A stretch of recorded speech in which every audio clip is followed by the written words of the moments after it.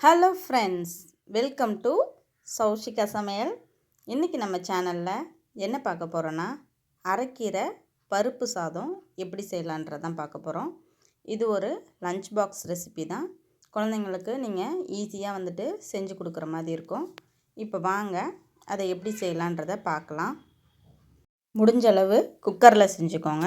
அப்போ தான் சாப்பாடு நல்லா குழஞ்சி சாப்பிட்றதுக்கு நல்லா டேஸ்ட்டாக இருக்கும். இப்போ குக்கரை வச்சுட்டு குக்கர் ஹீட் ஆனோடனே தேவையான அளவு கொஞ்சமாக எண்ணெய் ஊற்றிக்கோங்க. ரொம்ப அதிகமாக எண்ணெய் ஊற்ற தேவையில்லை.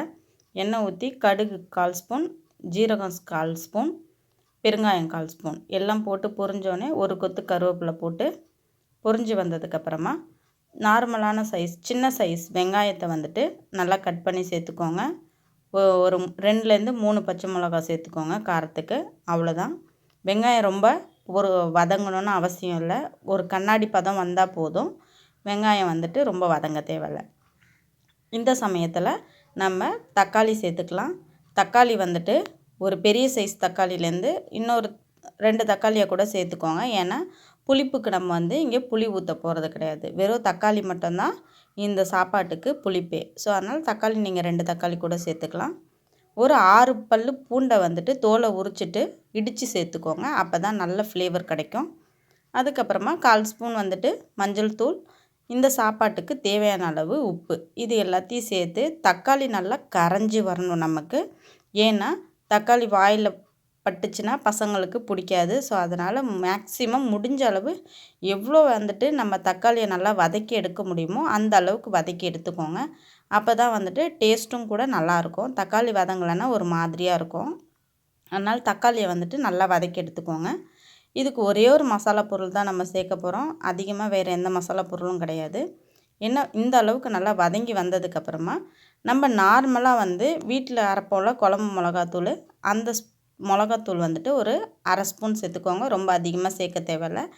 நம்ம காரமே இல்லாமல் தான் அவங்களுக்கு செஞ்சு கொடுக்க போகிறோம். அப்படி செஞ்சு கொடுத்தா தான் பசங்களும் சாப்பிடுவாங்க. ரொம்ப காரமாக இருந்தால் ஒரு குழந்தைங்கள சாப்பிட மாட்டாங்க. அதனால் 1/4 ஸ்பூன் அளவுக்கு, 1/4 ஸ்பூன்லேருந்து ஒரு 1/2 ஸ்பூன் அளவுக்கு நம்ம வீட்டில் அரைக்கிற மிளகாத்தூளே சேர்த்துக்கலாம். கடை மிளகாத்தூள் முடிஞ்ச அளவு சேர்க்காதீங்க. அதுதான் குழந்தைங்களுக்கும் நல்லதும் கூட. இப்போ நல்லா ஒரு கைப்பிடி அளவுக்கு நம்ம அரைக்கீரையை குட்டி குட்டியாக அரிஞ்சு சேர்த்துக்கோங்க. எவ்வளோ சின்னதாக அரிய முடியுமோ அவ்வளோ சின்னதாக அரிஞ்சு சேர்த்துக்கோங்க. ஒரு 2 நிமிஷம் வதங்கினா போதும். நான் இந்த டம்ளரில் 1 டம்ளர் நார்மலாக சாப்பாட்டு அரிசி இருக்கும்ல, அந்த அரிசி எடுத்திருக்கேன். 1/2 டம்ளர் பருப்பு எடுத்துக்கோங்க. 1க்கு 1/2 அப்படின்ற ரேஷியோவில் நீங்கள் எடுத்துக்கோங்க. இப்போ 2 டம்ளர் போடுறீங்கன்னா 1 டம்ளர் பருப்பு போடணும். அப்படி போட்டால் தான் டேஸ்ட்டு நல்லா வரும். ஸோ இந்த ரேஷியோவில் நான் ஒரு 1/2 மணி நேரம் ஊற வச்சுருக்கேன். அதை அப்படியே சேர்த்துக்கிறேன். சேர்த்துட்டு இப்போ 1 டம்ளருக்கு 2.5 டம்ளர் தண்ணி ஊற்றினா போதுமானது. ரொம்ப குழஞ்சி வேணும்னா 3 டம்ளர் ஊற்றிக்கோங்க. நம்ம நார்மலாக சாப்பாடு வேக வைக்கிறதோட இன்னும் கொஞ்சமாக குழஞ்சா போதும் அப்படின்றவங்களுக்கு 2.5 டம்ளர் தண்ணி வச்சிங்கன்னா கரெக்டாக இருக்கும். இது எல்லாத்தையும் சேர்த்து நல்லா ஒரு வாட்டி கலந்து விட்டுக்கோங்க. உப்பு இருக்கான்னு கரெக்டாக பார்த்துக்கோங்க, செக் பண்ணிக்கோங்க. எல்லாம் செக் பண்ணிட்டதுக்கப்புறம் லாஸ்ட்டாக நம்ம தண்ணி லைட்டாக கொதிக்கிற அந்த சாப்பாடு கொதித்து வர டயத்துக்கு கொஞ்சம் ஒரு 1/2 ஸ்பூன் நெய் சேர்த்துக்கோங்க. அப்போ தான் கீரை சாதம் இன்னும் சூப்பராக இருக்கும். நமக்கு சாப்பிட்றதுக்கு நல்லாவே இருக்கும். நம்மளே கூட சாப்பிட்லாம் அந்த சாப்பாடு. அந்த அளவுக்கு டேஸ்ட்டாக இருக்கும் நமக்கு. குழந்தைங்க அப்போ நல்லாவே விரும்பி சாப்பிடுவாங்க. அதனால் கொஞ்சமாக நெய் சேர்த்துக்கோங்க. அப்போ தான் நல்லா டேஸ்ட் கிடைக்கும். இப்போ மூடி போட்டு நம்ம 3 விசில் நார்மலாக சிம்மில் வச்சு எடுத்துக்கோங்க. அப்போ தான் பொறுமையாக எப்பயுமே ஒரு சமையல் குக் ஆகும்போது நல்லா டேஸ்ட்டு கிடைக்கும்.